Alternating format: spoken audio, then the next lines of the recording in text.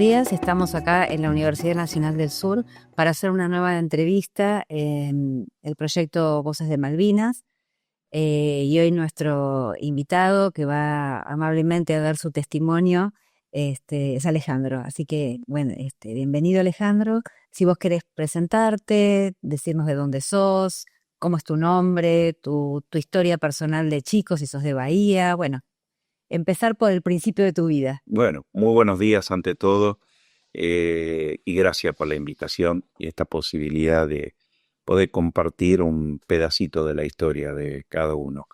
Yo soy nacido en la ciudad de Bahía Blanca, en el Hospital Español, para ser exacto. A los 4 años aproximadamente se traslada mi familia a vivir a los Estados Unidos de América. Por consiguiente, mi infancia y parte de la adolescencia la transcurrí en Estados Unidos. Regreso a los 14 años a Argentina y ahí ya empezamos, ya me voy habituando a los cambios y a las modificaciones porque mi español era extremadamente limitado. Mi español se limitaba a alguno que peina cana, ya se acordará de Lupa. Mi mamá me mima y estaba con lo mínimo indispensable para poder comunicar. Comprendía algo porque se hablaba español en la casa de mis padres, pero no tenía la fluidez ni menos aún el vocabulario necesario. Cuando llego tuve 4 meses más o menos para prepararme para poder ingresar al secundario, porque lo que había hecho de secundario en Estados Unidos, en ese momento no había reconocimiento.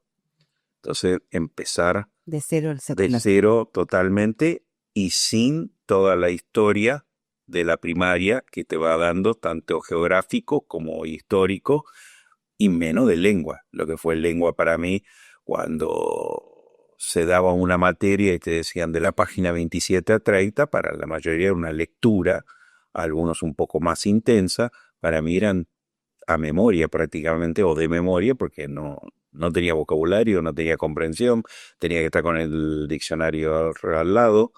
Entonces, esa fue mi primera inserción y tratar de comprender. Lo hice el secundario en el Colegio Don Bosco de Bahía Blanca, por una situación especial, es decir, agradecido al colegio, pero era el único colegio que me aceptaba en ese momento por el tema de los papeles internacionales de Estados Unidos que tenía primario aprobado que viniera acá. Entonces, en ese stand-by de legalizaciones y de documentación en el medio, el que aguantó ese proceso, si se quiere definir, fue el Don Bosco. Una vez que ya te hiciste compañero, a mitad de ahí, continuá y lo hice con mucho gusto en el colegio. Pero por eso caigo en el Don Bosco también. Todo tiene una consecuencia y una razón de ser. Eh, y uno de los motivos, lo he contado no muchas veces, que mi familia define volver a vivir a la República Argentina. ¿Tienes hermanos? Tenía una hermana, sí, en el corazón sigue estando, pero ya fallecida. Y menor que yo. Entonces, cuando regresamos, ella le pasó un proceso similar en una edad inferior, porque ella fue con 1 año, volvió con 11, digamos que su adaptación fue más sencilla en ese sentido. Cuanto más edad tenés, más complejos se hacen las adaptaciones.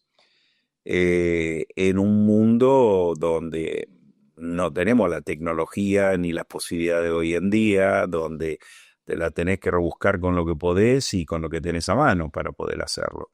Y la razón de venir a Argentina fue que la familia se estaba acomodando en Estados Unidos, se estaba avejentando la familia que quedaba en Argentina, ya había fallecido un familiar, ya había pasado algo, entonces deciden que el proyecto de vida en Estados Unidos no es que estaba cumplido, pero que era bueno valorar, dejar de lado por ahí un crecimiento profesional o económico y apuntalar a la parte de familia. Y a su vez uno de los planteos fue, yo ya tenía 14, iba para 16 años de edad, podía terminar en una fuerza armada, porque nos estábamos bien en Estados Unidos desde el punto de vista de la documentación migratoria. y dice, no, vamos a Argentina, qué posibilidad que Alejandro termine en alguna fuerza armada o algún conflicto. Bueno, 5 años después la historia se pintó totalmente distinta. Así que transcurrí mi adolescencia en el Colegio Don Bosco, eh, creo que como la mayoría de la gente, estudiando, practicando algún deporte. Fue muy complicado el primer año. El primer año me levantaba a las 5 de la mañana todos los días para repasar, para poder ir al colegio. Y después cuando regresaba, almorzaba, y si no teníamos que ir a educación física, que se hacía por ahí, no recuerdo, que se hacía la actividad de la tarde en otro momento o en otro espacio físico.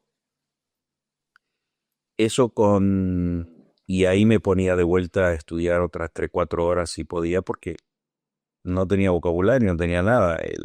Entonces tenía que incorporar, y bueno, y por ahí, no sé si la palabra es orgulloso, no quería quedar atrás, no quería que se sintiera ni pena ni lástima, decir que este no entiende o de lo que sea.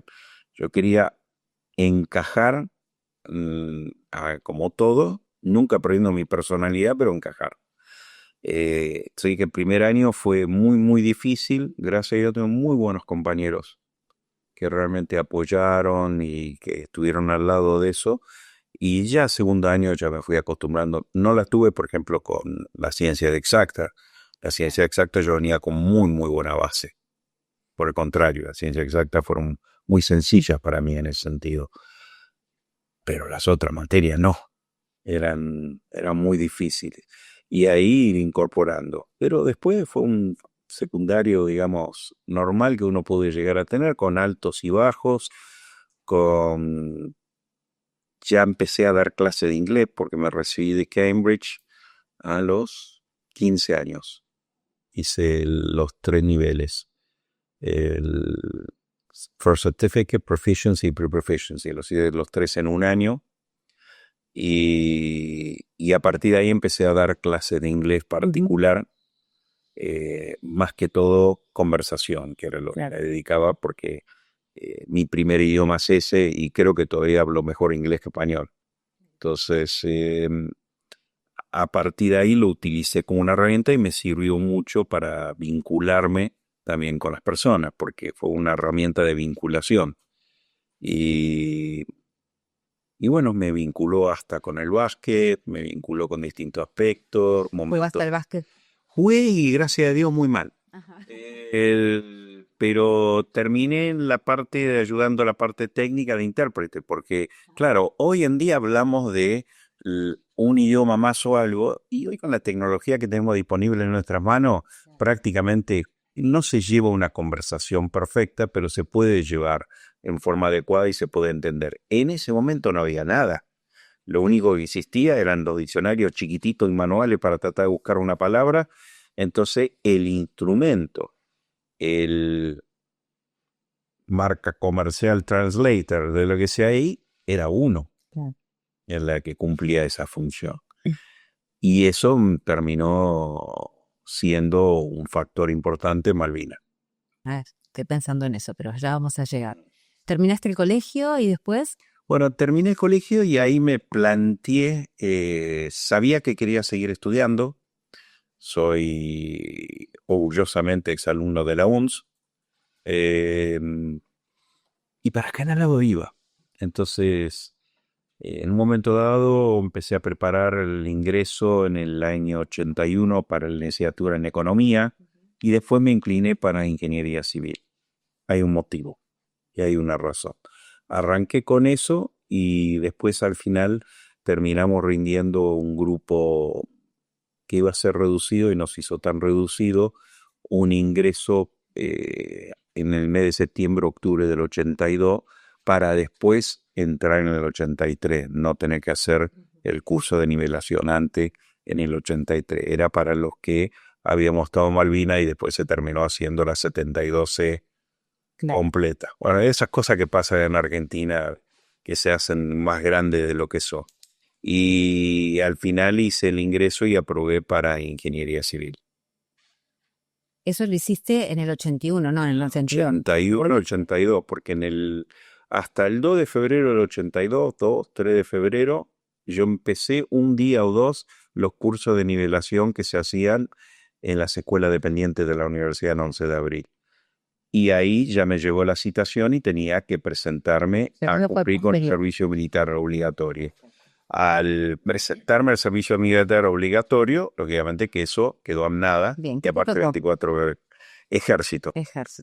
Ejército. En ese momento, para que la gente recuerde, se hacía un sorteo y acorde a los últimos 3 números del documento y en los números de sorteo se ubicaba desde el 1 al 1000 los primeros números de acuerdo a las necesidades de incorporación que tenían las Fuerzas Armadas, subía o bajaba, porque ese era el colchón de la cantidad que necesitaba, y después estaban numeraciones especiales que eran para Marina o para la Fuerza Aérea.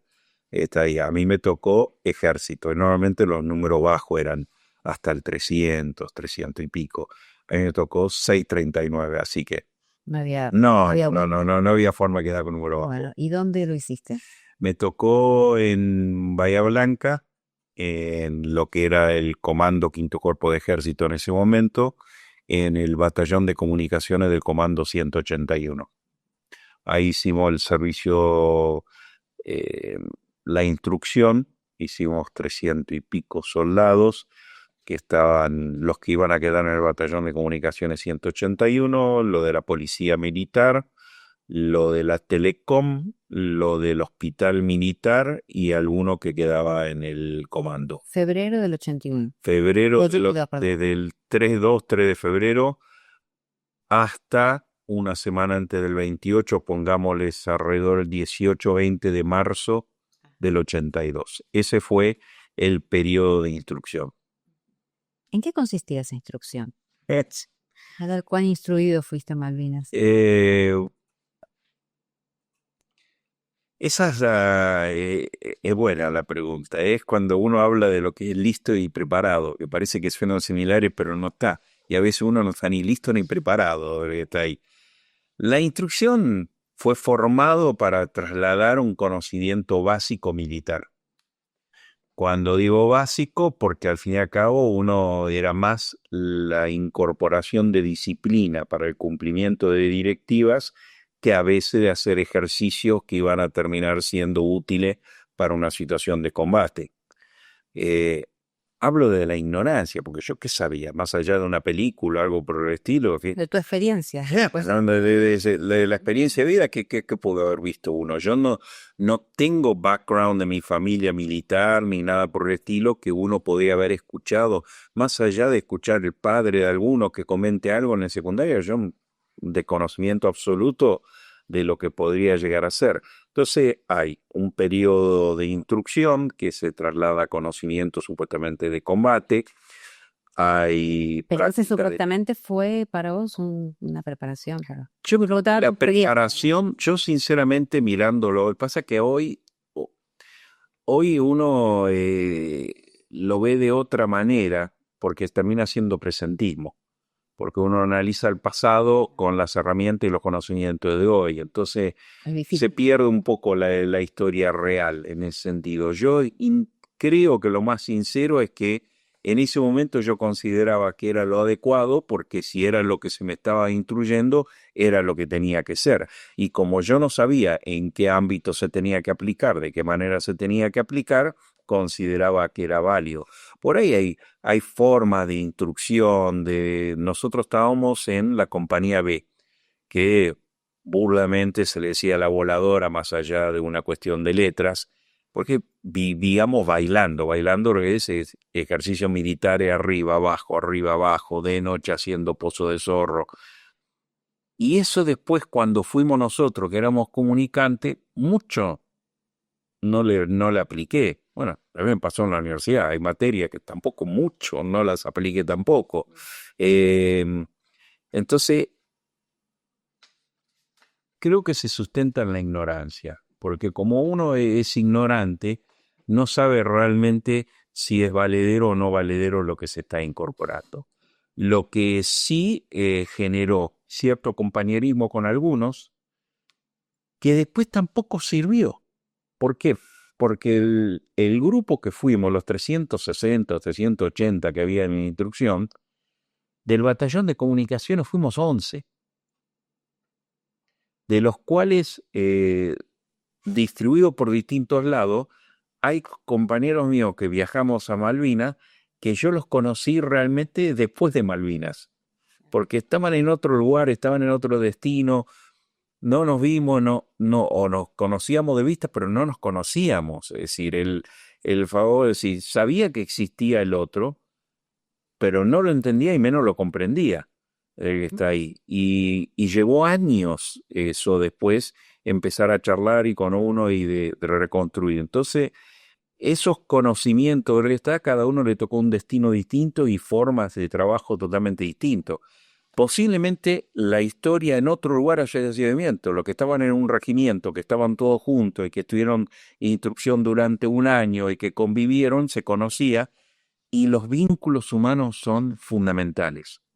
Porque el vínculo humano no es solamente para la necesidad de la alimentación diaria, porque uno no es solamente con alimentos, sino con afecto y con emociones se alimenta también, sino que te da confianza y te da confiabilidad en lo que va a suceder. Nosotros tenés que ir construyendo, tenías que creer que tenías confianza en quien tenías al lado, porque no sabías. Entonces fue un proceso medio difícil ese de poder entender cada uno de nosotros lo que estaba sucediendo con el otro. Otras unidades, no, nuestra fue una unidad muy particular, éramos creo que 56, 57, y 11 eran soldados y el resto eran suboficiales y oficiales. ¿Pero por qué? Porque fue para prestar comunicaciones con equipo de comunicación. Es un trabajo muy específico, muy técnico, muy determinado en los roles que se tenía que cumplir. Y nosotros fuimos soldados clase 63. En otras unidades y todo, llevaron 62 que llevaban un año y pico juntos. El nuestro no. Entonces, bueno, fue una decisión. Yo no me corresponde a mí analizar si está bien o está mal. Pero eso sí lo vi de lo que está. Pero estábamos tan ocupados con las cosas que teníamos que hacer en la diaria que por ahí perdés la dimensión del razonamiento en ese sentido, porque vos podés decir que esto es mejor o peor cuando vos tenés un parámetro de comparación con que hacerlo. Cuando no tenés nada que te compare con, vos no tenés posibilidad de relacionar, ni cuantitativa ni cualitativamente lo que está sucediendo. Entonces, no lo teníamos. Entonces, todo era lo que era. Y bueno, contanos el momento, ¿en qué momento fuiste a Malvinas? ¿Qué día? Ahí ¿Pensaste que tenías que ir? esa es una anécdota linda que lo que hicieron en el servicio militar se van a acordar. Que cuando te tocaba hacer el servicio militar, excepto casos particulares que puede haber, uno trataba de quedar en un lugar determinado durante el año del servicio militar obligatorio, donde podías cumplir la menor cantidad de tareas posible y que tuvieran la mayor libertad de tiempo libre de lo que era adentro. Yo lo quería ese tiempo libre, ¿por qué? Porque cuando volvemos a lo de la universidad, estamos en los cursos de ingreso. Entonces, yo quería ese tiempo libre para ir afianzando y preparando para en el 83 poder rendir el examen de ingreso, que no podía venir porque era a principio de año, no había otro momento para poder hacerlo, ir afianzando, ir trabajando, ir haciendo algunas cosas y estar muy bien preparado para el 83, garantizarme lo mejor posible el ingreso a la universidad y a la carrera que yo quisiera. ¿Qué hacías? Como todas las cosas en la vida, las relaciones se generan, trataba de buscar a alguien que estuviera dentro de la estructura militar para que cuando pudiera finalizar en la etapa de instrucción te localizaran en algún lugar que estuviera cómodo. Es válido, cómodo, que está ahí. En el medio de la instrucción o durante el proceso de instrucción, un militar de un rango determinado que era conocido, no sé qué hizo, pero le dieron el pase y lo sacaron de Bahía Blanca. Así que yo quedé como Adán en el Día de la Madre. Perdido no tenía nada. Quedé en la compañía B. Entonces dice, pero bueno, la compañía B eran los que más bailaban, los que más estaban de noche y todo. Pero de toda adversidad puedes encontrar algo positivo. Todo te puede dejar. Y en esa adversidad fue que, al estar bailando tanto de noche y haciendo Pozo de Zorro, los soldados viejos, los clase 62, que todavía quedaban y hacían de guardia de noche con nosotros, pude entablar diálogo con 2 o 3 de ellos, y fundamentalmente con uno. Y ese me dice, mi amigo personal es el asistente del jefe del batallón, y yo te puedo hablar con él para que te recomiende para quedar con el jefe de unidad. Aclaré. Asistente, jefe de batallón soldado, es el che pibe oficial. Ni hay que llevar los libros, ni nada. Ese que ordena, el que limpia, el que hace eso, es el che pibe. Es decir, no te coloques un calificativo y una profesión que no la tenés en ese sentido. Entonces, así fue. Y él me presenta y termino, después de hacer una prueba con 2 o 3, quedé de asistente del jefe de unidad. ¿Y cuál era la gran ventaja para los que no teníamos formación militar y, como yo decía, mi familia tampoco no tenerlo? Me dieron un pase, que era uno blanco, plastificado, que decía que no me podían retener en el puesto 1, en el puesto de entrada, básicamente, y que no tenía que vestir vestimenta militar. Podía estar de civil. ¡Wow! No voy a retener. Y a su vez yo podía ingresar sin ningún tipo de problema con la vestimenta que quería. Significa que terminaba y no tenía que cambiarme de ropa ni nada por el estilo, y que iba a cumplir un horario hasta las 3, 4, 5 de la tarde y ya me quedaba libre después, ¿eh? Fabuloso eso. Entonces terminamos la instrucción y nos dieron, no me acuerdo cuánto fue, 2 o 3 días de asueto, y vuelvo con este pase un día lunes. No me olvido nunca. Empiezo el día lunes. Yo, ¿funcionará esto? Paso por puesto 1, bárbaro. Voy, ordeno la habitación de mi jefe. Nos dieron en el casino oficial lo que era una habitación con camas con triple eran. Entonces 2 o 3 estábamos ahí. Y bueno, bárbaro, comíamos, hacíamos las actividades. Martes todo bien. Miércoles llegan y me dicen, Meringer queda cuartelado. Ok. Primero, ¿qué significa cuartelado? Muy bien. Usan léxico que uno no conoce. Claro. Entonces, cuartelado significa que no podés salir de la unidad y quedás acá adentro. Bueno. A su vez, tiene que ir al detal. Al detal es donde te entregan la ropa.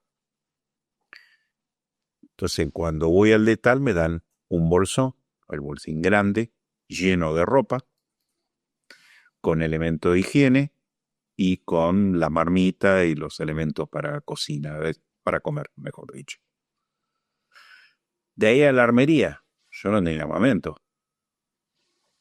Un FAL con cargadores y todo de firma. Entonces, yo entré a la mañana con mi pasecito, que yo creía que está, y a la tardecita estaba vestido con ropa de combate, con un bolsón y con un FAL con 2 cargadores. ¿Eso qué día era? Día miércoles sería el 28, zarpamos 4 o 5 días antes, el 24 de marzo. 24 de marzo. Mi primer pensamiento en ese momento, digo, qué mayordomo y qué asistente horrible que debo ser, ¿viste? Para que 48 horas duré haciendo la tarea. Ya me mandaron de vuelta, que sé. Y ahí fui ayudando a mi jefe, haciendo las cosas. Y el día sábado 27 de marzo del 82, me dice que podía ir a la casa de mis padres unas horas y que volviera a la madrugada, creo que eran las 3 de la mañana, 2, 3 de la mañana del día domingo 28, y que lo único que le podía informar a mi familia es que salíamos de maniobras. Yo algo vislumbraba de esto porque el playón de comunicaciones de batallón estaba lleno de equipo de radio, estaban todos móviles moviéndose. ¿Qué es lo que vislumbraba? Se hablaba de que íbamos a ir de maniobras. Maniobras son ejercicios militares. Hasta ahí es razonable, porque Y es más, se hablaba en ese momento que las maniobras se iban a hacer a Pigüé, porque tienen una unidad del ejército allá, íbamos a ir a Pigüé, se iba a hacer en campaña allá, que posiblemente se iba a interactuar con la Armada. Es decir, 100% creíble dentro de mi ignorancia del tema. Cuando el día 28, a primera hora de la mañana, bueno, 6, 7 de la mañana, muy temprano fue, salimos en el vehículo del jefe del batallón hacia destino desconocido para mí. Iba mi jefe manejando, al lado de él estaba el segundo, Julio Ferro, atrás iba sentado a mi izquierda el secretario de verdad de él, un teniente primero, no el Chepibe, y el Chepibe, acá. Y cuando iba manejando, mi jefe me preguntaba, ¿así que vos viviste en Estados Unidos? Sí, teniente coronel. ¿Y qué es lo que hiciste? ¿Cómo es esto? Y me consultaba cosas en inglés, algunas palabras y todo. Yo internamente, ¿pero qué le pasa? ¿Hay algún manual que tengo que traducir? ¿Para qué tanto lío saber del inglés que voy de asistente para ordenarle las cosas a él a una maniobra en Pampigüe? Cuando llegamos a la base naval de Puerto Belgrano, llegamos a la zona reservada, que es a donde están todos los diques y a donde están los lugares para amarrar los buques, y era, claro, lo único conocimiento que uno tiene, bueno, si es alguna película que vio, parecía la película de guerra. Buques por todos lados, movimiento de tropas, movimiento de vehículos, un desplazamiento increíble. Y yo era un sargento que estaba ahí, yo, ¿no iba a ir a Pigüé? En Talco a Pigüé. Iba a Pigüé y me dice, no, usted no consulte. Le digo, bueno, Pigüé está bajo agua, entonces le digo, porque si no, no vamos a ir a Pigüé, le digo. Bueno, y ahí embarcamos. Parte del batallón va en un buque y a nosotros nos tocó en el Irizar. El Irizar es el rompehielo argentino. Embarcamos el Irizar y tipo tardecita, 6, 7 de la tarde, cuando ya había zarpado el Irizar y estaba navegando, Julio Ferro, el segundo, nos dice a Marcelo, que pasó todo el tiempo conmigo en Malvinas, mi compañero de Malvinas, soldados, vamos a hacer historia, vamos a tomar las Islas Malvinas. No lo pueden reproducir, no lo pueden decir, porque muchos de los que estaban todavía arriba de las embarcaciones no sabían el destino. Es más, algunos se enteraron en el comunicado previo al desembarco, de que iba a ser de esa manera. Ajá. ¿Y a dónde vamos? Yo no tenía la primaria acá en Argentina. Yo no tenía la historia, yo no tenía la geografía de Malvinas, yo no tenía nada de todo eso. Tenía nada. Empecé a recordar un mapita que había dibujado el segundo año del secundario de geografía, la amiga de una prima que había hecho un crucero o algo que había comentado que había ido por ahí, y empezar a construir mentalmente, geográficamente dónde estaba ubicado e históricamente qué apego tenía con nosotros. Sumado a un tercer factor, que podría ser el primero. Patriotismo. Si mi patriotismo 5 años antes estaba en Estados Unidos. Entonces tuve que construir el patriotismo argentino. El patriotismo y no el nacionalismo. El amor por la patria. El sentimiento de la entrega por mi patria. Empezar a incorporarlo eso, y de lo cual hoy me siento más que honrado de tenerlo, pero lo tuve que construir también, porque no lo tenía. Mi vínculo siempre ha sido una mudanza de otro país para el otro, un aprendizaje de un idioma, pero de ahí a sentir fanatismo, algo para cómo no soy fanático de fútbol, así que tampoco me iba a ir por el lado del fútbol el fanatismo, o de lo que sea ahí, o un apego de simbiosis de patriotismo futbolístico, de definirlo de alguna manera. Entonces tuve que incorporar eso y sentir que sea, porque nosotros éramos soldados de lo que está ahí, no profesionales, así que no profesionales en todo sentido, ni por la preparación, ni porque éramos remunerados por la tarea. Es decir, breve paréntesis, cuando volvemos y todo nos pagaron una parte de plata que supuestamente era, y fuimos a comer una fonda en Buenos Aires y no alcanzó para la comida lo que nos habían pagado. Así que por dinero no iba por ese camino. Entonces ahí empecé a construir lo que hablamos en off hace un segundito, que si esta la tengo que hacer, tengo que poner pasión, tengo que poner entrega y va a haber mucho sacrificio. Y empezar a madurar ese proceso. Porque ¿sustentado en qué? En la poca experiencia que tenía.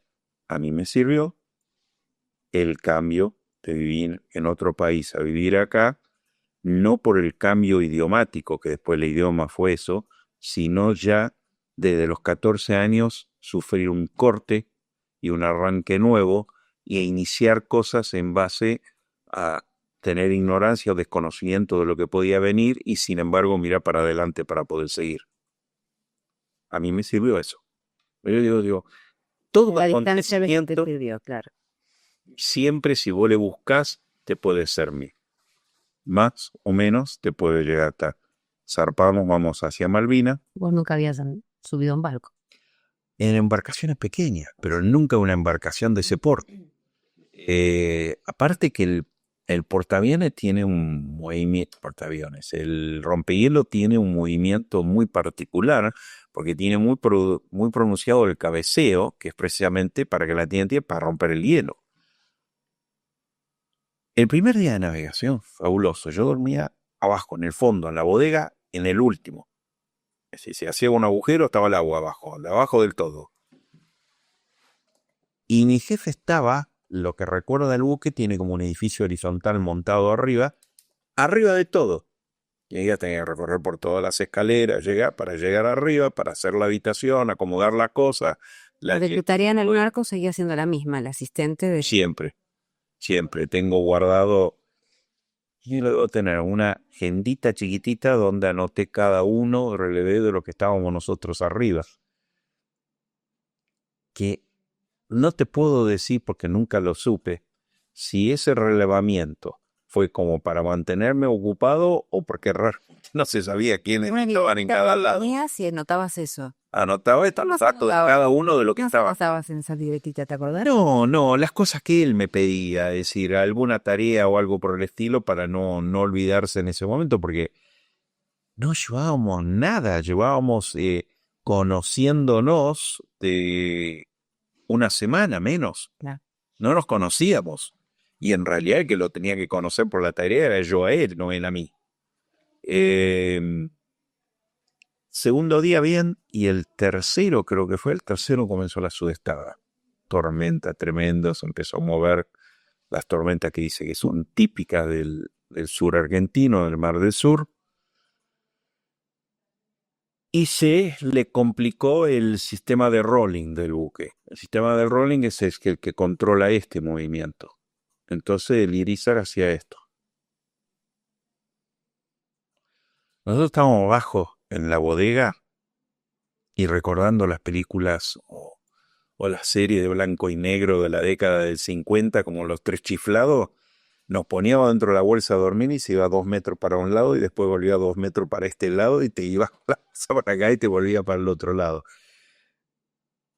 Y bueno, ¿y qué haces? Es lo que es. Tratar de acomodar lo mejor posible. Empecé a usar la bolsa esa transparente con el ancla, que no era precisamente para guardar la reserva de comida, porque ya tu cuerpo no toleraba. Según comentaron en ese momento, el 70% de la tripulación estaba descompuesto. Mi jefe, que era un tucumano, así que muy avespado en la parte marítima y todo de formación de nacimiento, te puedes imaginar, estaba como si estuviera sentado en un banco de la Plaza Rivadavia. Nada, no le afectaba nada, en lo más absoluto. Y yo andaba con la bolsita esa de un lado para el otro y en un momento los pasillos arriba son angostos. Yo recuerdo que no tienen mucho, tendrán 1 metro y pico. Y te levantaba y te pegaba contra una pared y la otra. Y las olas y se veía el agua pegando ahí arriba. Yo tampoco sé si el agua era que llegaba o porque salpicaba y llegaba ahí arriba. Pero fue un temporal tremendo. Es más, muchos no conocen que la toma de las islas iba a ser el 1 de abril, no el 2 de abril. Por razones meteorológicas se traslada al 2 de abril. Cuando empiezan a desembarcar en la madrugada, finales del 1 de abril, la madrugada del 2 de abril, se calma, como una pileta. En el Irizar llevaba 2 helicópteros, uno se rompió, no se pudo reponer, y para Irizar el helicóptero es fundamental porque el desembarco es helitransportado, porque la bahía de Puerto Argentino, la interna, no da el calado para que ingrese el buque, entonces está en el exterior, así que todo es helitransportado. Y bajamos 8:10, 8:15 de la mañana del 2 de abril en lo que era el aeropuerto de Puerto Argentino. Digo lo que era porque ya no es más el aeropuerto.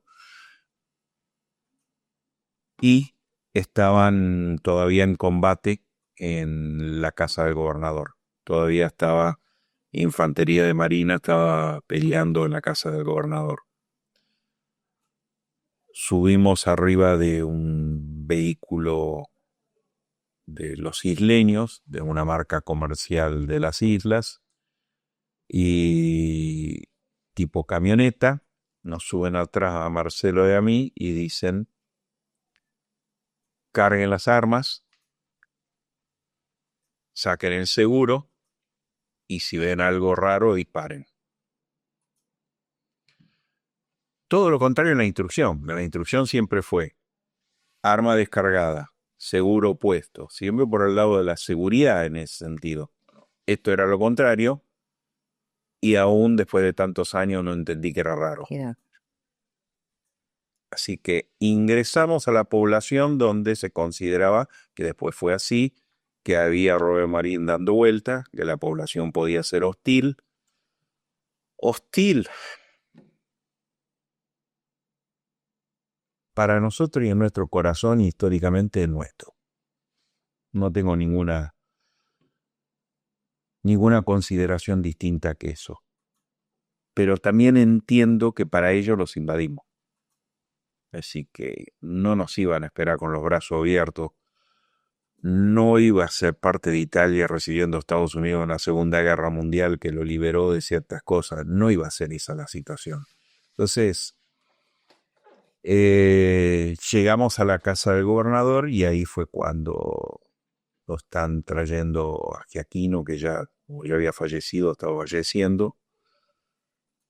Y estuve de acá a 5 o 6 metros de la famosa imagen del inglés en el piso y el argentino apuntándole la cabeza arriba. Y ahí se me vino a la cabeza enseguida la imagen de... Yo los conocí bastante, los ingleses, y su comportamiento con Estados Unidos en Estados Unidos. Y lo primero que se me ocurrió fue "Don't tread on me", no me pises. Dije, esto, así no va a terminar tan fácil. Y bueno, y ahí estuvimos los primeros 48 horas aproximadamente. Estuve sin dormir, más allá de que cuando desembarqué ya llevaba un día y pico sin dormir. Cuando bajé del helicóptero quería hacer como el Papa, besar el suelo, algo que no se moviera. Y porque me tuve que hacer cargo de la central telefónica, porque ellos tenían 2 centrales, una con la cable wireless, con la cual comunicaban a través de cableado y todo con Inglaterra o con las islas o otros lados, y tenía una central telefónica interna de la localidad y que iba a ciertos campos y a la otra isla que estaba cableado. Pero era para que la gente recuerde la vieja película, el 2 con el 14, con los enchufes. No tenía ni idea cómo se iba a manejar una central de ese tipo. Las 2 señoras que estaban a cargo se fueron a la casa asustadas, que es entendible, y no podía quedar el pueblo incomunicado. Así que Hubo que aprender. tuve que aprender ahí. Entonces, durante el día alguien atendía, una de las señoras había logrado, pero de noche nadie se quedaba. Noche, a las 6 de la tarde, 7, y me quedaba toda la noche atendiendo la central, comunicando de un lado, pero así que estuve los primeros 48 horas fáciles, casi 72 sin dormir. Y si dormitabas algo, nada más. Y parábamos en la construcción del religioso católico que se estaba haciendo ahí. Una obra en construcción que no tenía ni pared ni nada, se estaba levantando. Y de ahí nos trasladamos a Moody Brook, que era la base de los Royal Marines, que es al final de la bahía. Y ahí estuvimos durante el mes de abril, en casi abril. Después nos dan órdenes para... Haciendo esa misma tarea de comunicación. Siempre de comunicante y de intérprete. Bueno, eso te iba a preguntar. Siempre de intérprete. Siempre, porque había muy poco conocimiento del idioma inglés de parte de nuestra Fuerza Armada. Sí distingo, que después lo pude hacer cuando me tocó en fines de mayo y junio, estaba en el COT. El COT es el Centro de Operaciones Tácticas. Si los argentinos usamos siglas, imagínate la Fuerza Armada, con todas siglas, ¿viste? Para poder aprender. Entonces, ahí interactué más con la Fuerza Aérea, con el Ejército y con la Armada, y yo cumplía un rol fundamental. Era 4 de copa. Y el 4 de copa es buenísimo, porque no sos nadie, y si tenés un 7 para el envío, servíte para algo de lo que está ahí. Entonces, ese rol de no ser me permitió ser, porque podía observar y podía visualizar muchas cosas y trataba de ir ya entendiendo, ya había pasado el saber, ya estaba entrando en el entender, comprender ya, un complejo para llegar ahí, pero ya estaba en el entender de situaciones y ahí sí vi que, por ejemplo, la Armada tenía mucha gente que manejaba el idioma inglés, no sé si mucho, pero tenía. La Fuerza Aérea sí, porque eran pilotos. Entonces era más una cuestión. El Ejército no. Era muy limitado. Entonces, nosotros establecimos comunicaciones, nosotros la unidad, a la cual me incluyo, no es que yo la establecí. Y en esa red de comunicaciones que funcionó siempre. Lo digo por honor porque las comunicaciones son como el buen árbitro de fútbol. ¿Cuál es el mejor árbitro? Que no lo nombraste en todo el partido. Porque permitió que se haga el juego en forma adecuada y no es protagonista del partido. Los protagonistas son los jugadores. Y las comunicaciones hasta la rendición funcionaron. Con alguna falencia, todo funcionaron.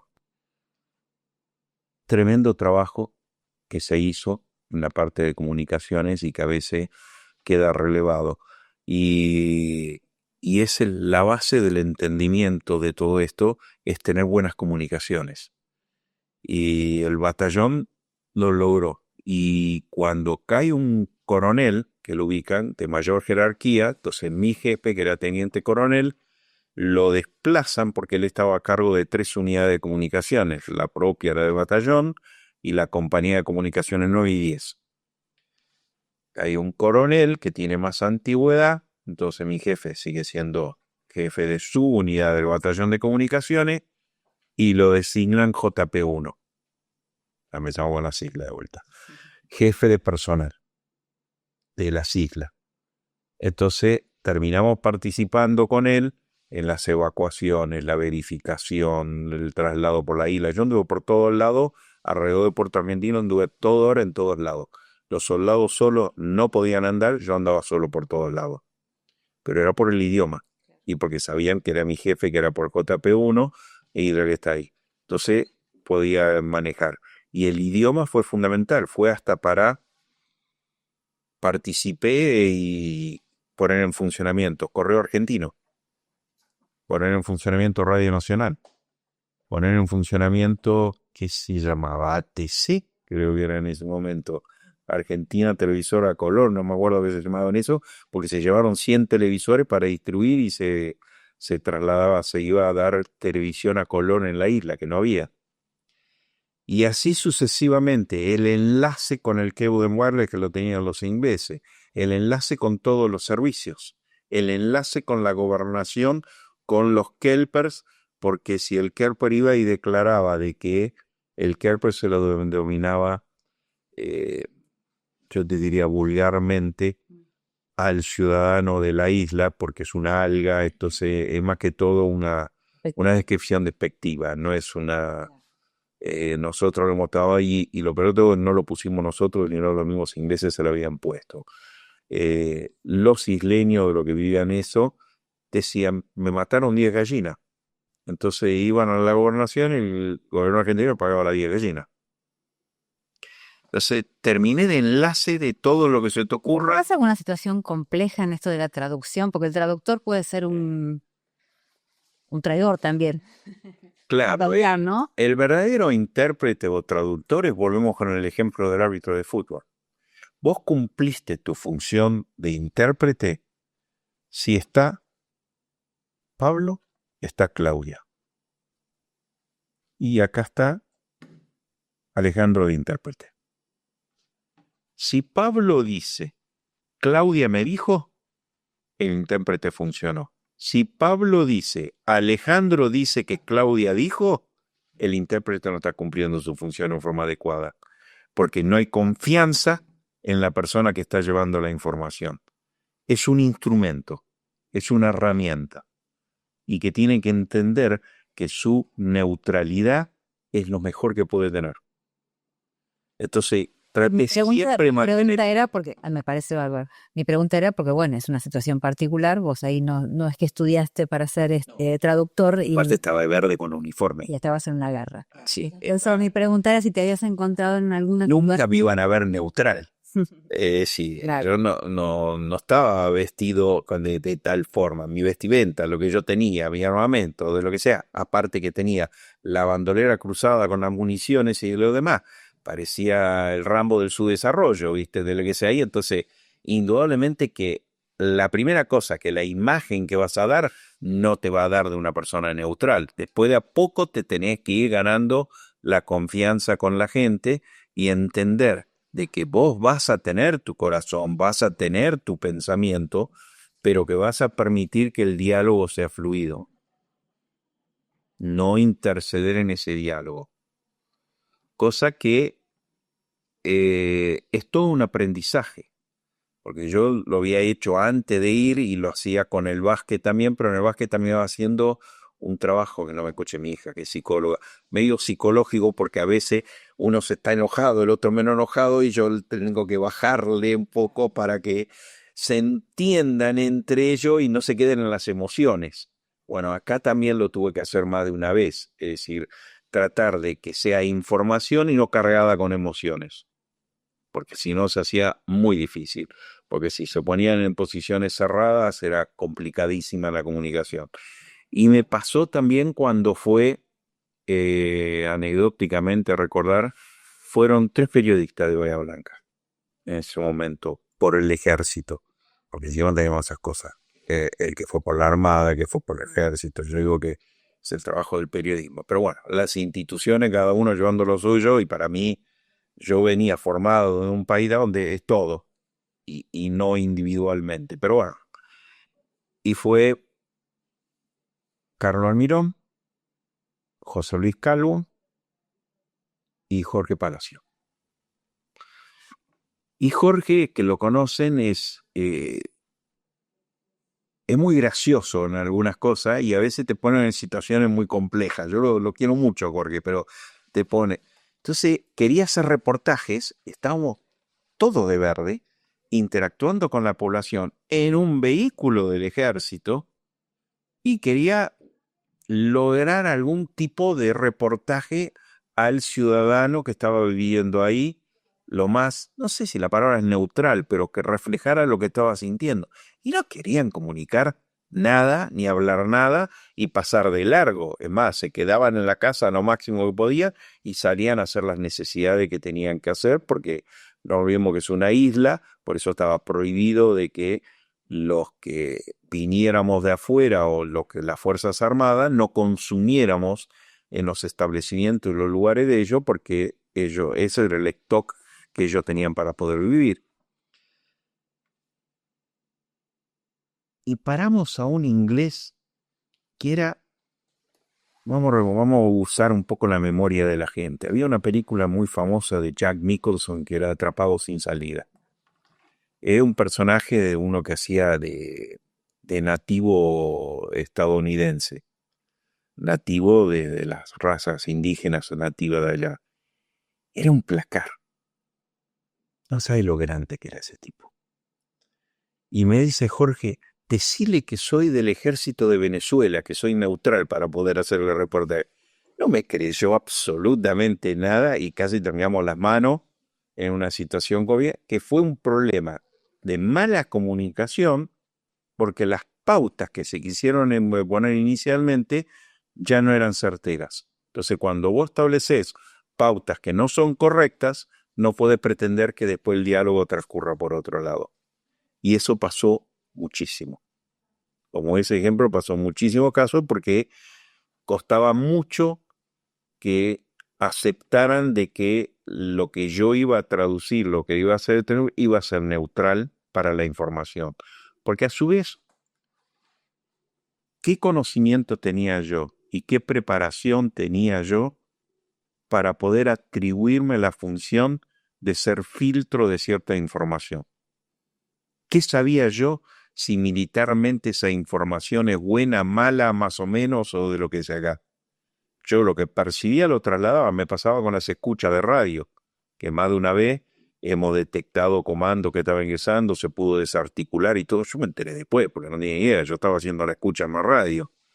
Y yo tenía que absorber toda la información y trasladar toda la información, no hacer un análisis de lo que estaba haciendo, porque tenía que ser neutral de hacer ahí. Fue una construcción difícil, pero como toda adversidad sirve para algo, es la que me permitió también esa posibilidad de ponerme en una situación neutral para ciertas cosas, ponerme de acuerdo con el creador. Porque ya para fines de mayo, más o menos, ya me he hecho las paces y yo ya no sabía si volvía, no volvía, qué iba a pasar, ya no proyectaba para adelante. Y esa forma de vivir cotidianamente, ¿Qué pasó de eso? porque te vas dando cuenta que va falleciendo gente, va sucediendo esto, los terios lo tenés arriba, vos no sabés lo que es dormir sin tener constantemente bombardeo encima. Y eso que nosotros, al menos en mi parte, fuimos unos favorecidos, no sería la palabra, vivimos condiciones mejores porque estamos dentro de la población. Por eso lo que somos de allá realmente y lo que vivimos, no tenemos esa necesidad de creernos un personaje o una función que no tuvimos. Somos respetuosos de la función de cada uno. Y yo sé que yo cumplí una función importante de la que tenía que hacer, pero no era la función que estaba en primera línea. Y yo el respeto que tengo por esa persona, lo llevo acá. Esta medalla que está acá, que dice héroe, no es por mí. Es por lo que ofrendaron su vida por la patria. Y no me lo olvido nunca. Y me lo pongo por ellos, no por mí. Es por ellos. Entonces, la tenemos bien clara esa situación nosotros. O digo nosotros, los que hablamos, de lo que interactuamos, porque no quiero tomar la voz de otros que está ahí. Y te vas dando cuenta que va sucediendo. Nosotros hacíamos el evacuado, retiramos las fosas comunes para los muertos, de lo que sea y vos te das cuenta que la situación no iba a mejorar, iba a empeorar. Ahora, volvemos de nuevo como comenzó esta conversación. Empeorar dentro de lo que yo podía comprender lo que significa empeorar. Porque yo ya estaba en entender, era un avance, pero todavía no comprendía todas las cosas que está ahí, porque yo no tenía conocimiento de lo que significaba, cómo podía, pero si ves que la gente va falleciendo, las cosas van a estar, cada vez te están bombardeando más, la situación estaba cada vez más compleja, y puedo decir, esto, el final no debe ser lo que uno pensara, entonces ya deja de proyectar el proyectar todos, cualquiera de nosotros ahora decir, che, ¿qué vas a hacer en un rato? No, voy a hacer esto y todo. ¿Para qué lo vas a hacer si no sabes si vas a estar? Entonces, deja el proyecto. Te voy a hacer una pregunta acá. Hasta este momento, ¿cómo era la comunicación con tu familia? La comunicación, yo en ese sentido tuve mucha suerte con respecto. No te digo muchas, pero no recuerdo el número exacto, pero 3, 4 veces yo pude comunicar. Vamos a ver, como que antes. Claro. Entonces, por equipo de radio, mi padre y mi hermana, que era chica en ese momento también, todas las noches iban al radio club, porque, claro, hoy no lo vemos, se comunicaba por radio, y levantaban frecuencia y podíamos comunicar ahí, que era una comunicación no adecuada, si se quiere, por razones de seguridad, y podía. Y 1 o 2 veces fui al Cable and Wireless, que era esta instalación que tenían ellos cableado. Entonces, por cableado pude entrar a una línea de teléfono argentina y pude hablar 20 segundos, 30 segundos. ¿Y qué Sí. hablabas? Le decía que mi gran preocupación era cómo estuvieran ellos. ¿Por qué mi preocupación era? Porque yo sabía o creía saber cómo estaba. Ellos no. Porque alguna carta que llegó, hubo cartas que fueron y volvieron. La función del correo funcionó una función increíble la que cumplió en ese sentido. Y bueno, estaba para hablar mucho de cosas que pasaron con eso. Entonces siempre valorabas y tratabas de animarlos, porque vos no podías, o yo no quería, transmitir un mensaje lúgubre ni nada por el estilo, porque no modificaba mi situación y podía empeorar lo que ellos vivieran. Pero hay una carta que se publicó en La Nueva Provincia y después, claro, mire con el tiempo, que en la misma carta le hablaba a mi padre, a mi madre, ¿Una carta que escribiste vos? sí, a mi abuela, que después lo publicó La Nueva, de lo que está ahí, y a mi hermana. Y es una carta de despedida. Me estaba despidiendo. No, yo te iba a preguntar eso, si en algún momento esas cartas o esa comunicación había cambiado. Yo entiendo lo que vos decís, de mantener a tu familia preservada, pero en algún momento vos sentiste que En un momento dado, algo distinto. sí, sentís como que de esta no salgo.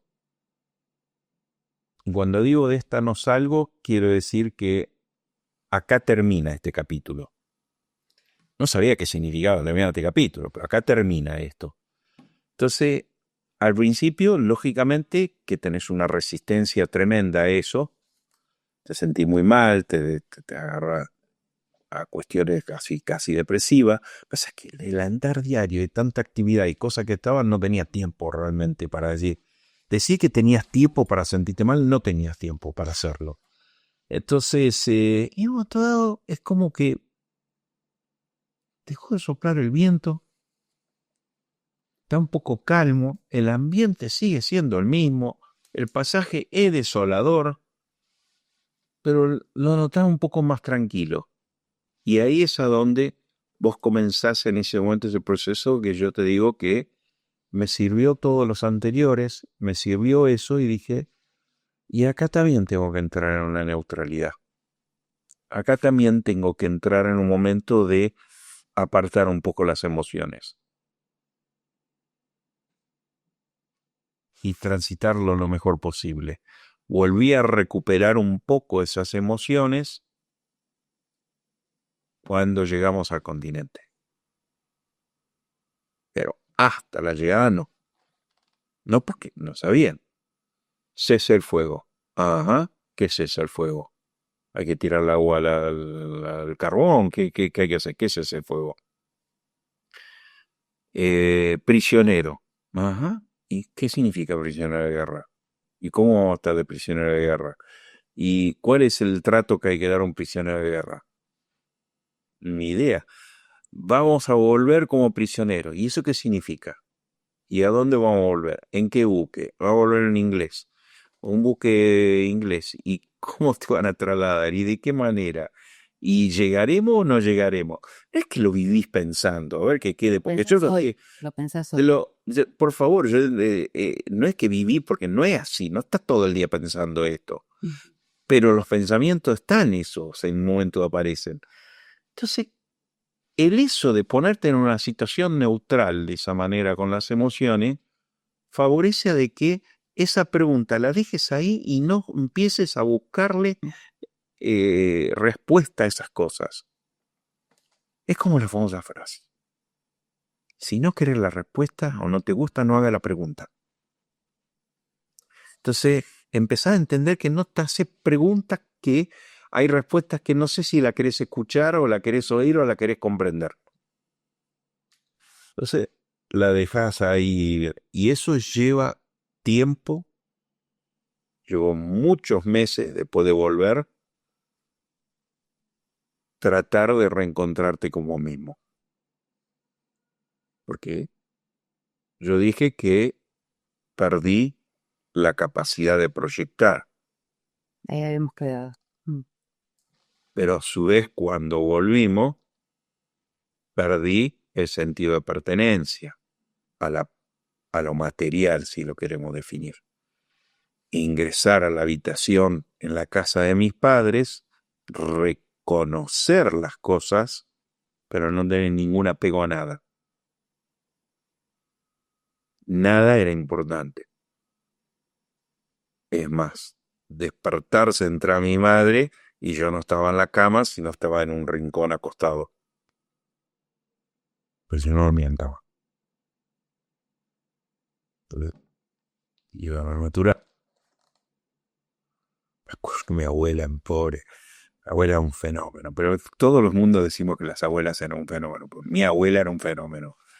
Y estaba en la cocina y abre una bolsa de papas y caen las papas en la pileta metálica. Trrr, hacen las papas. Yo no sabía dónde meterme.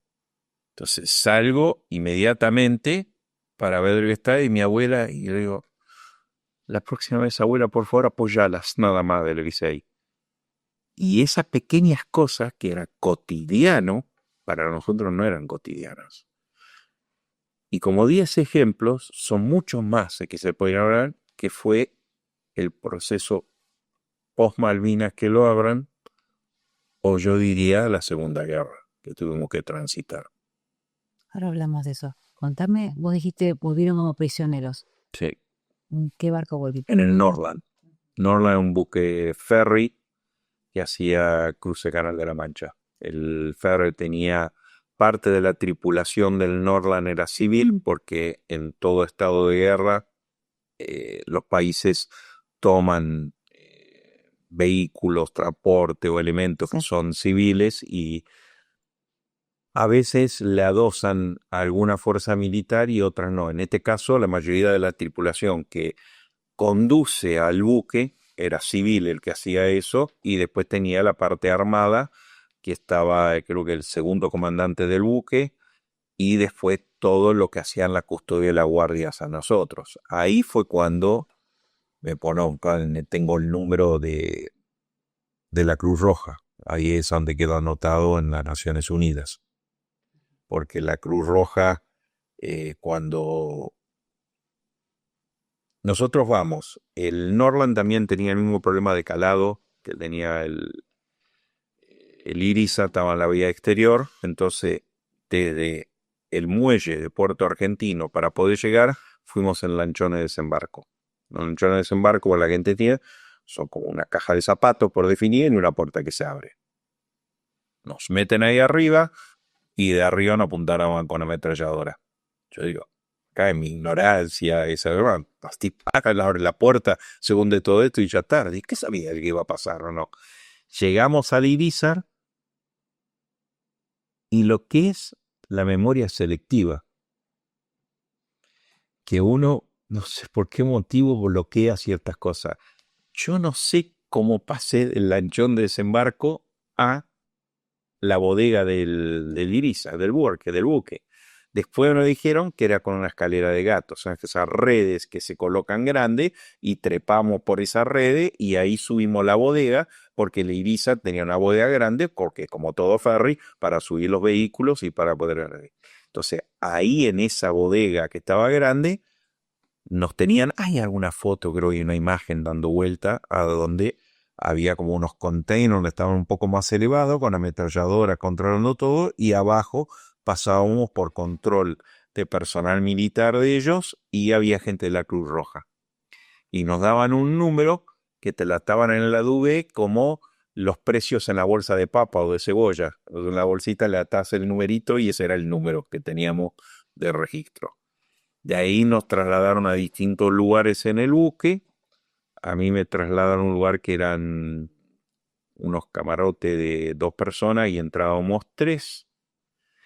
Y a mí me había dicho mi jefe, cuando yo lo dejo en el helipuerto, porque a mi jefe, a mi segundo, a Julio, los llevo al helipuerto porque se lo llevaron los ingleses, que quedaron 30 días más de prisioneros ellos. Porque los altos militares cumplieron ciertas funciones, o las que ellos consideraban que eran importantes por los motivos que ellos hayan considerado, no volvieron al continente, quedaron 30 días más. Y mi jefe me dijo, vos no hablas más inglés. Y vos te pregunta, me decía Alexander. Me decía Alexander, vos no hablas más inglés. A partir de ahora, si te preguntan, vos decís, era ayudante de operario de radio o conducías un vehículo. Eso es todo lo que vos decís. Bueno, listo, todo lo que yo decía. Cuando subimos arriba del lanchón de desembarco hacia allá, había un inglés que hablaba muy bien español. Lo mismo, no abrí la boca, no dije nada. Cuando subo, en el camarote me ponen con 2 correntinos.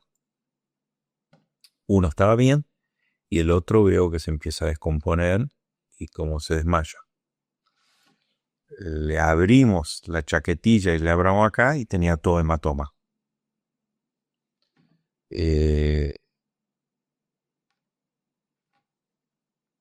Volvió a la puerta y empiezo a hablar en inglés. ¿Para qué? Cuando abren la puerta, me agarran como la madre de los gatos de acá, me tiran al piso y de golpe tenía 3 armas apuntadas a la cabeza. Y lo más, no sé si es tragicómico, creo que parece más un escenario de una película de Woody Allen o de Mel Brooks. Me dice, vos sos espía americano. Bueno, mi acento es estadounidense cuando hablo. Vos sos espía americano. Yo lo miro y decía, ¿no? Una palabra que no se puede reproducir con F en inglés, le digo, ¿estás loco? Le digo, son aliados tuyos, no míos, le digo. ¿De qué me estás hablando? ¿Estás con vos, no conmigo? Bueno, ahí les explico, lo llevan a él a lo que era el comedor del buque y ahí se había armado como un mini hospital. Entonces ahí lo atienden, sí, tenía un hematoma, una pérdida. Nunca supe más nada de la vida de él. No sé si sobrevivió o no. No tengo registro histórico que nadie haya bajado muerto, así que debe haber sobrevivido. Y asistí un poco a los médicos ahí con algunas traducciones o algo que termina ahí. Cuando vuelvo al camarote, después me terminaron agarrando a mí, así que los 3 días que estuvimos navegando, estaba como cuando llegué a la central, prácticamente no dormí ni nada y me usaban a mí de intérprete de lo que sea. Y fui falso neutral.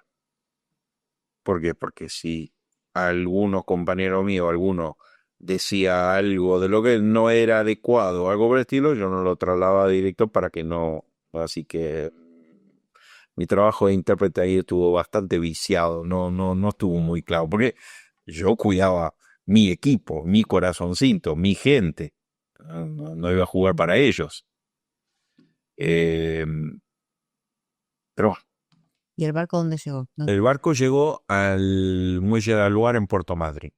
De ahí bajamos, nos suben arriba de un camión, se baja la lona, no ve nadie, nosotros no vemos nada y nos fuimos al aeropuerto de Trelew. Del aeropuerto de Trelew nos trasladaron en vía aérea en un vuelo de, creo que era Austral, un avión comercial, pero que no tenía, estábamos nosotros solamente arriba, a Palomar a Campo de Mayo. Sí. Eh, y en Trelew pasó esas cosas. Son casi de película, de filmar. Estaban los teléfonos públicos.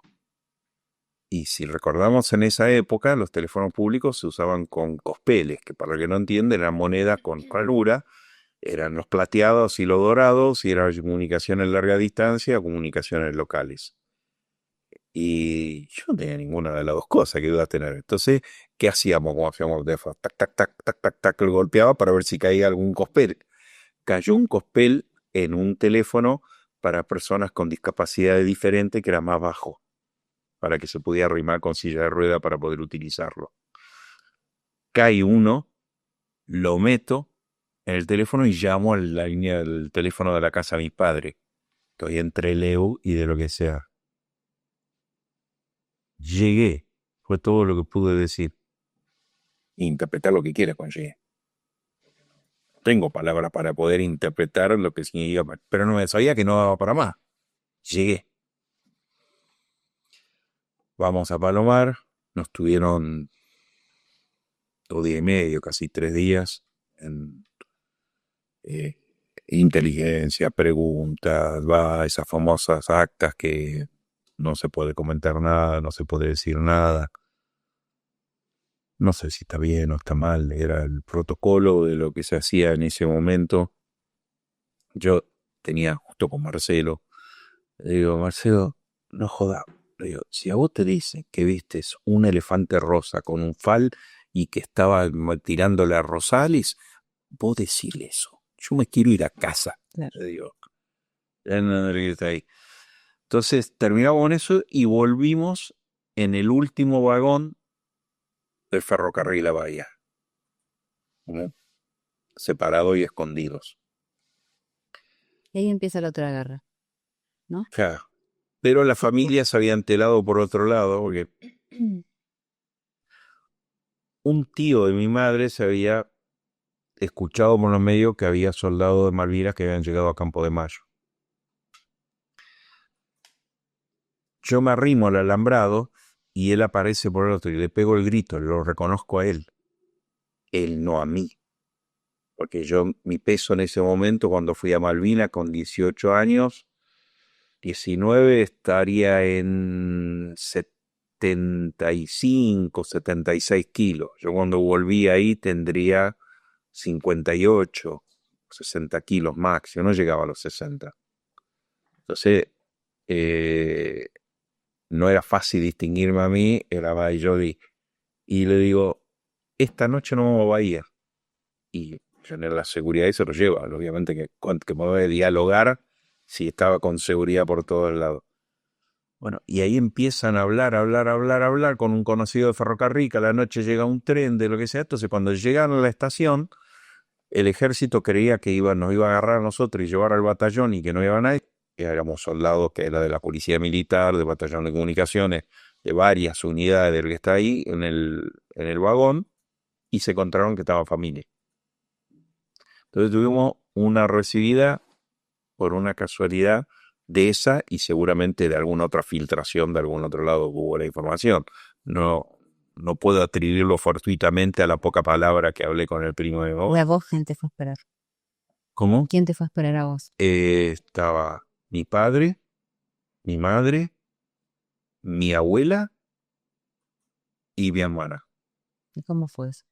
¿Qué te acordás? Y primera cosa que creo que nos pasó a la mayoría es que nosotros los veíamos poco por la ventanilla y los saludábamos, pero no nos reconocían a nosotros. Porque indudablemente que físicamente habíamos cambiado algo. Entonces no había de reconocimiento. Y bueno, abrazo, afecto, eh, el sentir o el de visualizar en un abrazo, hogar, familia. el de estar con gente que no tenía que explicar nada, no tenía que decir nada, no tenía que rendir nada, era familia. ¿Y ellos cómo los viste vos? Físicamente, digo, ¿qué foto viste de tus padres? Muy envejecidos. Mi padre lo había visto, nunca lo había visto con bigote. Mi madre canosa, por más que se había tenido, alguna cosa estaba. Mi hermana yo la veía enorme, por más que seguía siendo, no era tan grande, ¿cuánto tendría Elisa en ese momento? Yo tenía 19, así que tenía 15 años, 16, y mi abuela es muy envejecida también. Hay una foto que saca Ovarlo Zurlo, que es cuando estoy saliendo del batallón de comunicaciones y voy caminando entre mi familia, que es el regreso a casa. Y, y fue muy fuerte, fue muy, muy fuerte. Pero también debo ser sincero,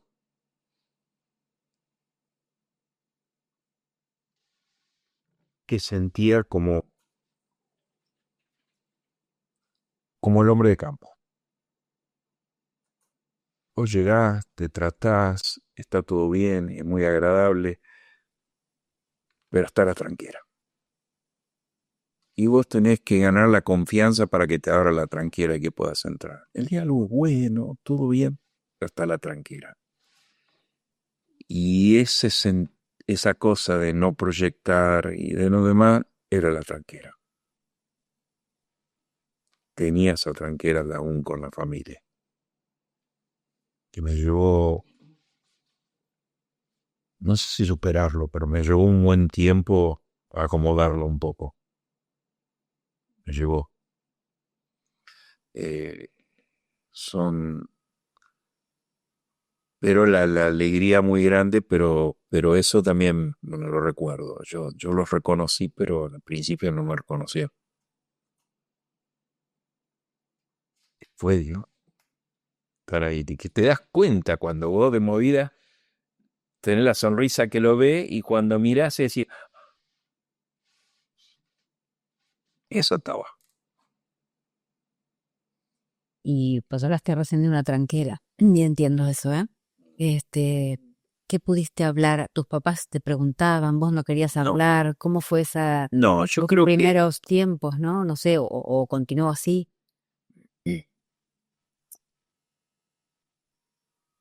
nosotros no sabíamos cómo tratarnos nosotros mismos.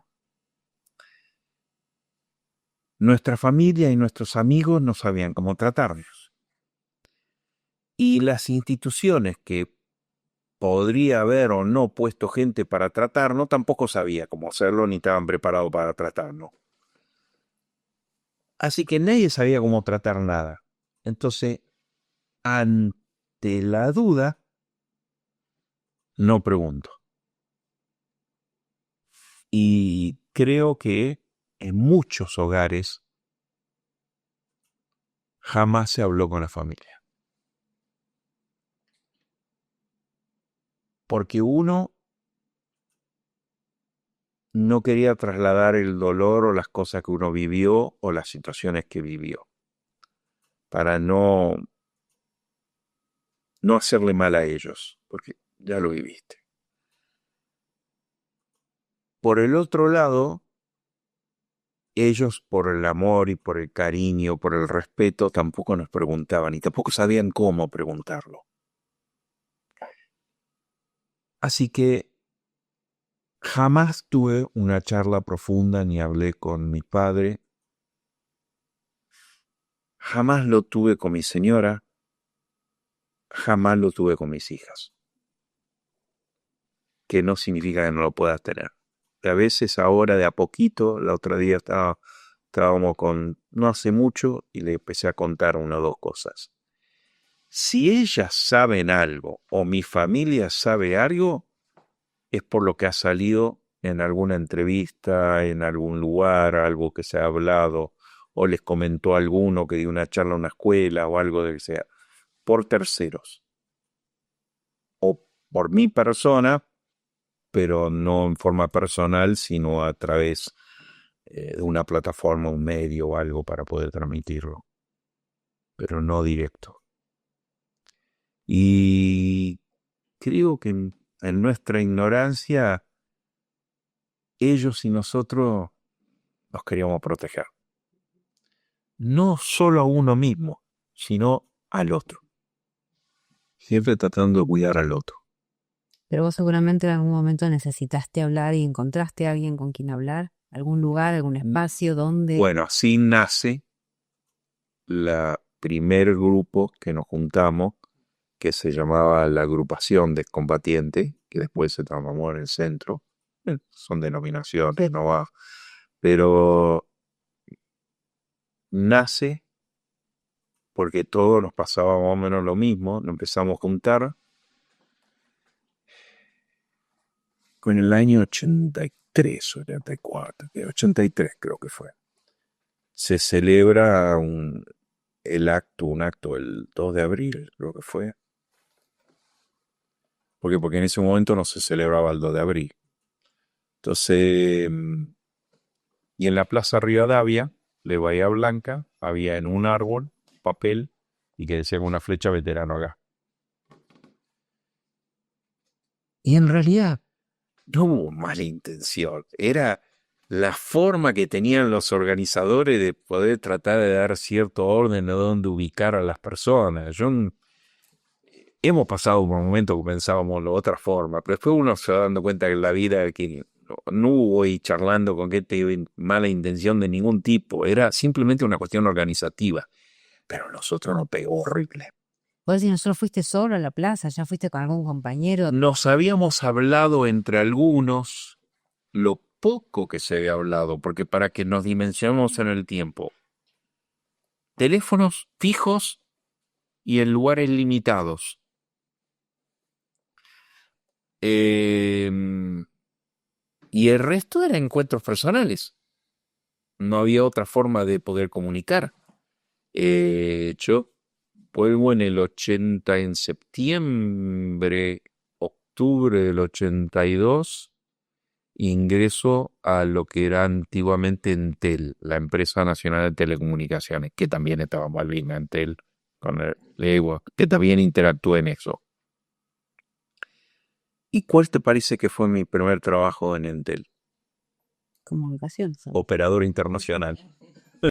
El famoso 000 que sabía que llamar para comunicación internacional. Era la parte de comunicante, la parte de intérprete, la parte de traductor, todo en una confluencia en un puesto de trabajo.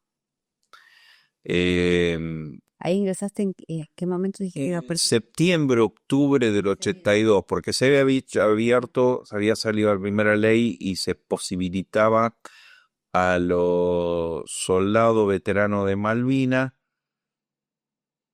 que tuvieran idoneidad poder ocupar algunos puestos en algunas empresas públicas nacionales o con capital público, creo que algo por el estilo era. Y ahí entramos algunos y ahí conocí a algunos que también entraron a trabajar en Entel y esas eran las vinculaciones que teníamos. Y ahí pero tenías que tener idoneidad para eso. Cuando me acuerdo de hacer la entrevista y todo, y dice, ¿y a dónde te gustaría estar? Y qué sé yo, ¿dónde puedo estar? Lo que he hecho y todo, hay un lugar bárbaro para vos. Operador internacional. 5º piso del edificio Beruti, fila de atrás. Y ahí estuve 3 años, hasta el 85. Mientras ya estudiaba en la universidad. Bien, estabas hablando de la Plaza Rivadavia y de ese... En la Plaza Rivadavia estaba el cartel y decía veteranos acá. Y nos pegó tan mal eso. Porque sentimos que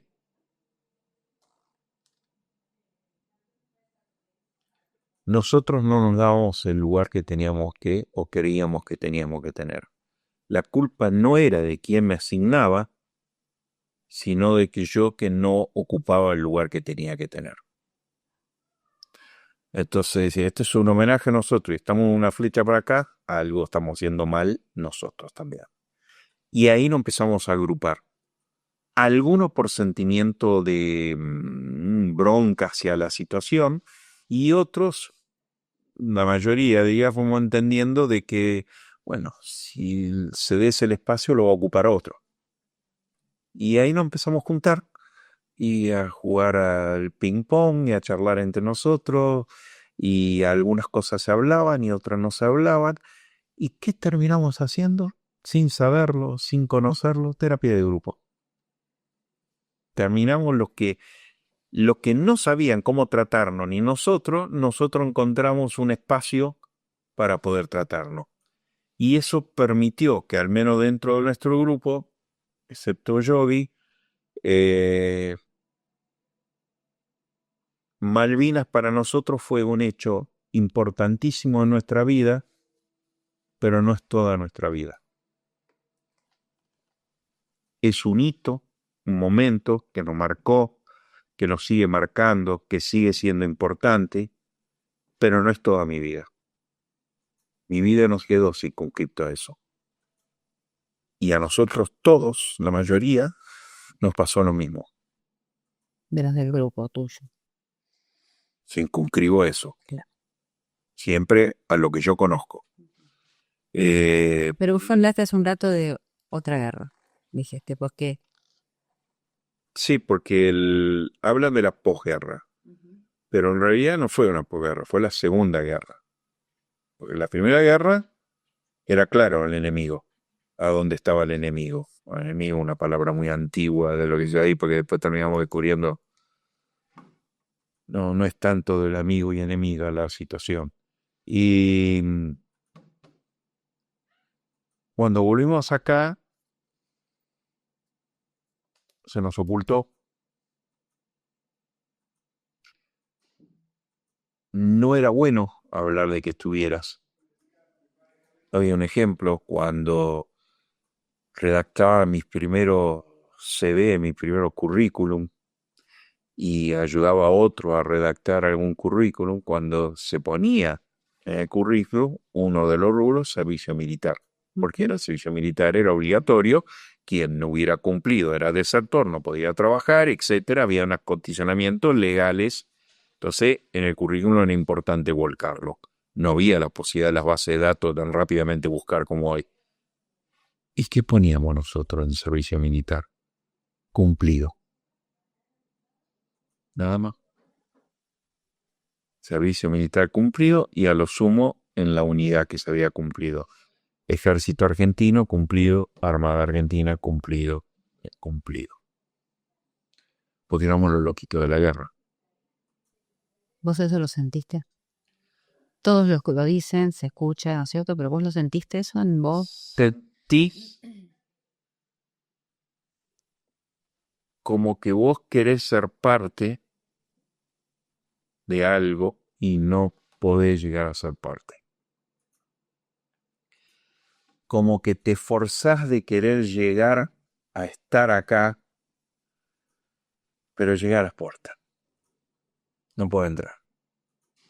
Es como Entiendo. los boliches antiguos de los demás o los puertas que llegaste hasta la puerta pero no puedo entrar. Y si entraste, quédate tranquila que la sala VIP no te va a tocar. Siempre quedaste ahí. Y eso dolió mucho. Dolió mucho, pero tampoco teníamos ni la capacidad, ni el conocimiento, ni la estabilidad a veces emocional como para poder ubicarnos en otro lugar para poder entenderlo. Algunos, yo lo que traté de hacer, me quedo en mi caso, fue, bueno, esto es lo que pasó de esta manera, yo tengo que seguir con mi vida y tengo que seguir construyendo por allá. A mí me ayudó mucho el básquet que tuve relacionado. Y me ayudó muchísimo. Para mí fue una cosa importantísima en mi vida, la UNS. La UNS para mí fue fabulosa. Porque la UNS me generó otros vínculos que no tienen nada que ver.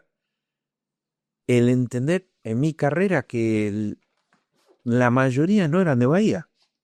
Entonces ellos también vivían distanciamiento, cuestiones emocionales, no por lo que yo viví, pero Sí. cosas totalmente distintas, pero que había un punto de coincidencia. Yo no le hablaba de la cuestión de Malvinas, porque yo creo que me recibí y gracias a Dios he tenido muy buena relación con mis compañeros, con la compañía de estudio, con la gente, con los profesores. Pasé muy lindo en la UNCE en ese sentido, con alto y bajo, como todo, pero bien. No sé si el 20% sabía que había estado en Malvinas. Y creo que estoy regalando puntos, porque no se hablaba. Por ahí en un acto que se filmó algo en el año 84, 85, por primera vez izamos la bandera en la Plaza Rivadavia el 2 de abril y yo participé del izado de la bandera. Entonces salió en el Bien. diario, se comunicó, entonces tuvo un poco de difusión en ese sentido.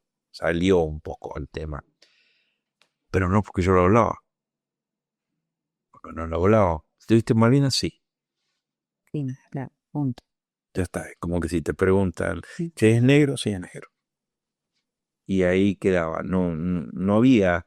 ¿Y pasaste frío? Sí. ¿Tuvieron hambre? A veces sí, a veces no. Todas monosílaba, palabras cortas, cortantes, pero no era que no quería responderte, no tenía las herramientas tampoco para poder hacerlo. Y Sí, eso cambió. ¿Te parece que el cambio tiene que ver con cada uno de ustedes, que es un cambio que tiene que ver con lo colectivo? ¿Por qué cambió? Porque hoy es distinto, ¿verdad? sí, cambió. Me parece que es distinto. Como dice el economista de Pablo, la verdad es heterogénea. Entonces creo que Bueno, pregunté mal, te estoy pasando la pregunta, no hacer una afirmación. ¿Para vos cambiaron las cosas? es heterogéneo. Hay muchos factores que cambiaron. Primero, mirándolo de lo más sencillo, creo que cambiamos nosotros y cambió la gente. Cuando digo gente, lo que nos rodea. No estoy excluyendo y incluyendo, simplemente diferenciando lo que sea. El approach que le dimos cada uno ha sido distinto. Por el lado nuestro, una apertura a poder explicar y compartir lo vivido, y de la gente de preocuparse realmente por lo que estaba y no las preguntas trilladas que era la demás. Así que pasaste hambre, ¿no? ¿Y el frío? ¿Hacía mucho frío? Pero no lo decían de malo, porque es lo que se les haría. Pero la verdad, bueno, tenía ganas de andar hablando de esas cuestiones, de lo que está ahí. Y, claro, y técnicamente, por ahí, el que fue militar podía hablar de lo que fue estrategia y cosa militar, pero nosotros que éramos soldados, ¿qué me va a preguntar a mí de estrategia militar? Yo te puedo contar lo que yo vi, cómo vi, y cosas que me gustaron y cosas no me gustaron. Por ejemplo, la comunicación no me gustó. ¿Y qué comunicación? No me gustó la comunicación que había entre las fuerzas. Y esa era la ventaja de ser cuatro de copa. Yo veía, yo hablaba con todos. Yo hablaba con la Armada, hablaba con la Fuerza, con el Ejército, comunicaba. No tenía problema con nadie. Pero yo no era nadie también. Y entre ellos esos recelos de todo lo demás. ¿Cómo es la historia? Hay instituciones en el mismo país. Y a veces mala, no más o menos, mala. Entonces, eso sí puedo hablar. Ahora, si tendríamos que haber hecho esto, lo demás atacado por allá, hablarle a uno que entienda de estrategia militar. Yo no entiendo de eso. Y eso pasó. Yo creo que cambió fue, viste cómo es la comunicación. Del emisor y me quedo más con el perceptor que el receptor de lo que sea acá. Cambiaron los ruidos y cambiaron los paradigmas. Los paradigmas de la gente hacia nosotros y el paradigma de nosotros hacia la gente. Y es feo como suena, pero es así, porque en un momento dado era como bandos. Y no somos bandos, somos todos lo mismo, pero con experiencia distinta. Es decir, lo que yo viví soy igual a cualquier otro que le tocó vivir un momento determinado de la vida. Ni la divina, ni la varita mágica me tocó para un lado, ni nada, me dio la posibilidad de poder estar sentado acá y haber construido y hecho cosas, pero no soy un iluminado, ni no soy nadie en especial, ni nada, y puede haber tocado a mí y puede haber tocado a otro. Pero en un momento dado nos sentimos separados. Bueno, creo que eso cambió mucho. Esa apertura de cada uno de los lados de poder entender y de preocuparse sanamente.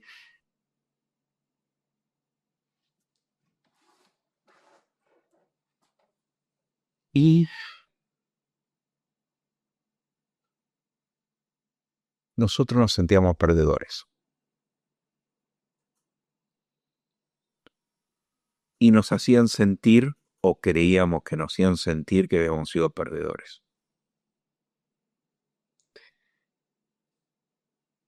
Y esto es como el deporte. ¿Sos recreativo o sos competitivo? No, yo soy solamente recreativo y te pelean todo, ¿no? Vos sos competitivo y te querés disimular que sos recreativo. Y así que en síntesis, por más que te diga que no, a nadie le gusta perder. O ni siquiera vamos a sacar la palabra perder. Un resultado adverso, un resultado distinto de lo que vos crees que debería ser. Vamos a ponerlo de esa manera. Y nosotros nos hicieron sentir eso, que habíamos sido consecuencia de la adversidad. Y nosotros no lo creímos. Y nosotros nos convencimos que era así. A la gente le gusta contar la ganada, no la perdida. Y ese llevó un largo, largo proceso. Entender que no hay gente que gana ni pierde. Son momentos de la vida. Y que el sufrimiento se comparte. Y si se sale en conjunto, no solo. Y nosotros tuvimos mucho tiempo aislado. Y por eso la Segunda Guerra hemos perdido muchos, porque en la soledad no pudieron encontrar la solución. La solución está en otro lado. Y no tener las herramientas para poder procesarlo, ni comunicarlo, ni poder adaptarse. Eso, si uno pudiera volver para atrás, sin cometer el sentido del error del presentismo, un buen apoyo de movida o acompañamiento, creo que la Segunda Guerra no hubiera sido la Segunda Guerra, sino una posguerra. No tan cruel. O una posguerra. Nada más que con las consecuencias de una posguerra. Pero no una segunda, que tuvimos que seguir peleando por el reconocimiento, peleando por los derechos. Y seguir siendo no digo los que más, pero del grupo de gente que más está presente el tema de la soberanía y de lo que significa. De lo que significa el sacrificio de lo máximo que puede llegar a tener el ser humano, que es su vida, en pos de un bien superior o por otras personas, que también lo hacen. Muchas profesiones, como lo hacen de seguridad, la gente de salud, también lo entiende, ¿eh? No está circunscrito a un solo lado, ¿eh? Otros también lo comprenden. Y nos llevó, y la sociedad lo llevó. Creo que merecen una mención muy especial los educadores. desde lo más básico, desde los jardines y la enseñanza inicial, hasta el máximo nivel de preparación superior, que lo han mantenido vigente, lo han seguido transmitiendo, lo han hablado a los chicos lo han hablado con los padres, hoy con los abuelos. Lo han, eso que no fue diagramado especialmente, que se dio, creo que más naturalmente, nos terminó uniendo a todos. Nosotros hicimos un trabajo creo que importante, pero el sistema educativo en lo que es la educación en sí jugó un rol preponderante. No visto, no valorado y no reconocido, como que era su obligación. Ujú. ¿Qué es eso? Los veteranos van mucho a las escuelas. ¿Vos vas a las escuelas? Sí. Este año se nos ha complicado mucho porque vaya basado en acontecimientos particulares y los veteranos nos pusimos en la cabeza de vuelta. Sí, ya vemos. ¿Vos a las escuelas vas? Y lo vas a una escuela, ¿qué es lo que pensás? ¿Qué querés transmitirle a los chicos? Porque los chicos te hacen esas preguntas que vos decías, ¿no es cierto? Pero con qué intención vas a las escuelas? La intención en la escuela primero es trato de ubicarme a donde voy desde el punto de vista no la ubicación geográfica o de lo que sea del establecimiento, sino si voy por de acuerdo a las edades de los chicos, Claro. lo que sea, porque tenés que orientar la conversación base a eso y de lo que está. Y lo que trato de transmitirle es que aún en las vivencias difíciles, aún en situaciones como esta, se puede salir para adelante y se puede crecer. El amor por la patria, lo que es la moral, lo que es la ética. Trata de explicarle a los chicos que la ética son las reglas del juego y la moral es como yo defino que voy a jugar ese juego. Entonces, que comprendan lo que significa. Y esos valores básicos los trato de transmitir. Les cuento cosas, trato de sacar afuera las cosas que no me aportan nada. Es como, creo que fue el 10 de junio, el 11 de junio, nevó en Malvinas. Memoria selectiva. Yo, de la nieve. No me acuerdo de la nieve. Lógicamente que he tenido la fortuna, la suerte, la posibilidad de hacer tratamiento, de poder ir a profesionales para poder hacerlo, y cada tanto, en estos días, hago un tune-up de vuelta y hay que hacerlo para mantener. Yo ya no sé si tengo que alinear los patitos o tengo que encontrarlo primero y después encontrarlo, después a ver si los alineo, pero para poder tener ahí. Y en eso me dice, Ale, ¿de qué color es la nieve? Y yo le digo, mira, yo me crié 10 años con nieve, con 2 metros de nieve, con 1,5 metros de nieve. Le digo, la nieve no es blanca, la nieve es un gris, a veces amarronado porque se derrite y todo, no es de a fotito de esquiar tan lindo blanco así. Para vivir es complicada. Ah, bueno, pero está entre los blancos, sí, me dice. ¿Y color rojo en la nieve? Le digo, no, a no sé que se caiga algo o lo que sea ahí, no. Y ahí me di cuenta por qué la bloqueé de lo que está ahí. Entonces a veces, y yo no quiero transmitirle eso en la charla, yo no quiero eso que vaya, porque no suma, no aporta. Entonces trato de transmitirle eso, transmitirle de que se pueda para adelante, ubicarlos, con los chicos ubicarlos, entonces a ver si un hermano, un primo, algo, para entender a qué edad fuimos nosotros y que la persona pueda tener un referente de esa edad para poder entender. Real. Claro, y nunca lo quito. Lo quito porque no me gusta la palabra extrema de nunca y siempre, porque la vida va en el medio, no los extremos del que está ahí. Hacerlo comparativo y decir, mirá en nosotros lo que hicimos con esa edad y esto lo harían. que esas comparaciones que no aportan absolutamente nada, es en otro contexto, porque si no estamos como un economista. Te planteo el escenario, pero es ceteris paribus.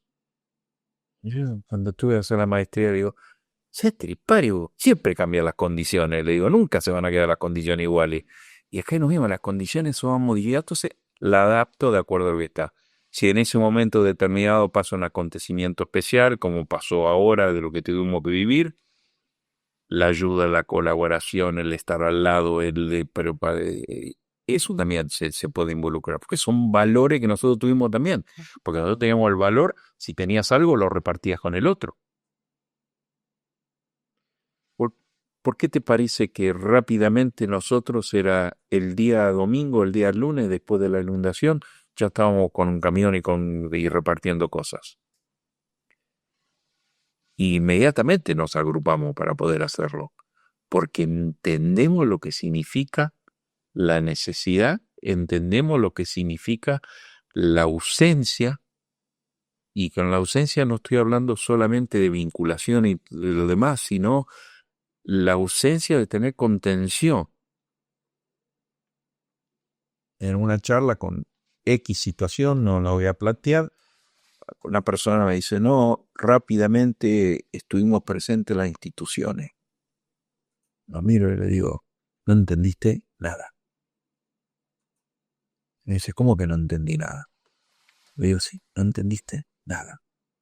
Lo primero que estuvo fue el vecino, el de al lado. Ese fue el primero que ayudó. Ese es el primero que reaccionó. Ese que después agrupado con otro fueron las instituciones y fueron los lugares para poder ayudar. Pero el primero que reaccionó no fue la sintió, fue la gente misma. Y eso me trato de trasladarle a los chicos también, a entender el poder que da el ayudar al otro y lo bien que te hace también. El poder sentir que vos podés transmitir al otro. Y siempre tratar de darle una esperanza. A veces se te van las charlas y te das cuenta que se larga a llorar alguna y decís, bueno, me fui a la banquina, vamos a acomodarlo de vuelta porque me estoy yendo, viste, tenés que acomodarlo de nuevo porque por ahí se te escapa. Pero siempre trata de transmitir lo que fue, la historia lo más pura posible, que no un relato, sino la historia de lo que fue, qué es lo que sentíamos y vivíamos en ese momento y dónde estoy ubicado ahora. ¿Quién era? ¿Quién fui en ese momento? ¿Quién soy hoy? ¿Fuiste a Malvinas de nuevo? No, no. Qué sé yo, hay un montón de versiones de lo que está ahí. Alguno te dice, no voy a Malvinas porque tengo que ir el pasaporte y yo no iría a territorio mío que no fuera con el pasaporte. Yo trabajé 28 años en migraciones. Fíjate la vuelta de la vida, de lo que es con los ingleses y todo, y yo radiqué ingleses. Estoy trabajando en migraciones. Soy ingeniero, así que las vueltas que te da la vida, pues la vida te da tantas, qué cosa hay. Entonces, eso del papelerío, la documentación identificatoria, no, a mí no me mueve, no más absoluta y todo, porque es una mera formalidad administrativa. Eh, es más profundo, hay seguridad y todo, pero digamos una medida administrativa.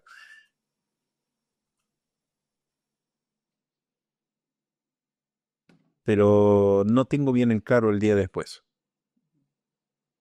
No tengo bien en claro cómo voy a reaccionar.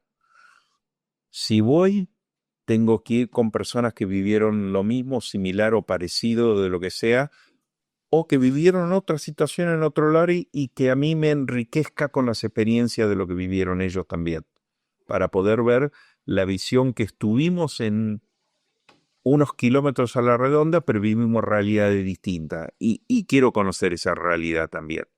Si se da en ese contexto y todo lo demás, creo que volvería. Si no, no sé, porque he visto casos que fueron y no volvieron mejor. Digamos, no solamente que hubo que buscar los patitos, sino que ya los perdieron los patitos, eso. Entonces, no, llamalo. Cuidarse, está bien. Exacto, Está muy bien. exacto. Supervivencia.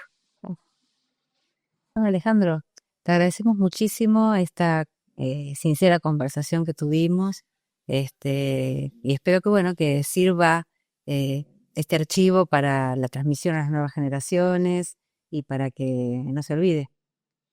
Creo que sí, agradezco este espacio, agradezco que a través del tiempo se pueda ver que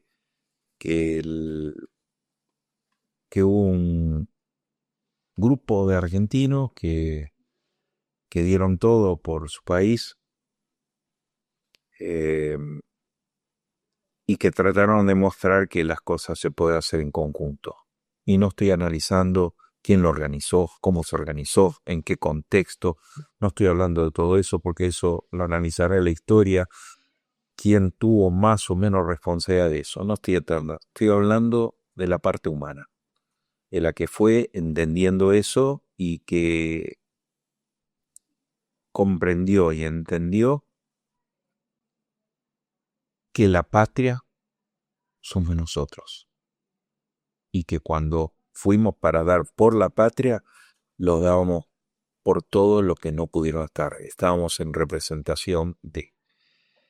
Y que hicimos todo lo que pudimos con lo que teníamos, con lo que sabíamos. Y me preguntás si lo volvería a hacer. Me parece que es una pregunta que no podría responder 43 años después, porque ya termino haciendo presentismo con seguridad. Las emociones y sentimientos están claros, la forma ya es distinto porque cambió todo y yo ya la veo las cosas de otra manera. Lo que sí está claro que nunca fue y nunca será la violencia la forma de resolver algo. Y que el diálogo, por más cortado que parezca, siempre hay una posibilidad. Cuando se recurre a la violencia, se cierran las puertas, se cierra el diálogo, se cierra la posibilidad de buscar una solución, no sé si será la mejor, pero que al menos genere el menor daño posible. Porque la guerra no solamente genera daños, sino genera muchos daños colaterales. Y muchos tenemos que son daño colateral. Gracias, Alejandro. No, por favor.